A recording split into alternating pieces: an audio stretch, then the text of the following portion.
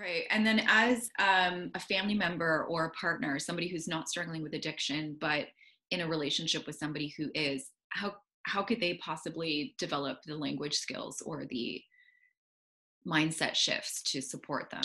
Yeah, I do the same thing. Honestly, I'd be reading Kristin Neff's work. I'd be reading the Brene Brown work. I'd be really making sure, like as a culture in general, we neglect the emotional world.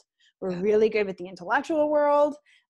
We appreciate like a lot of action and doing in our society, but we neglect the actual emotional world. And so anything you can do to get more familiar with that. So like self-help books are good, but I think in general, Kristin Neff, Brene Brown are great places to start. They're both going to reference a lot from Tara Brach, as another scholar out there, and she's great, but deals more with the radical acceptance. I think support people might really resonate with that because they also have to radically accept whoever the addicted person is in their world.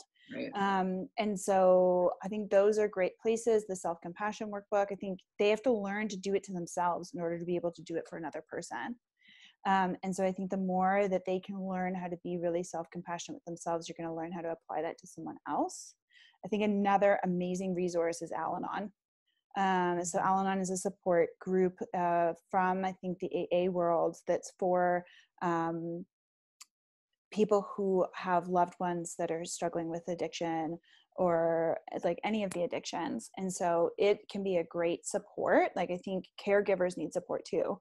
And so I think anyone who's a carer of someone who is struggling can really benefit from those groups.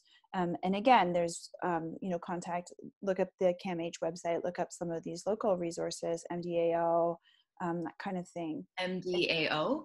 Yeah, Mood Disorders Association of Ontario. Okay.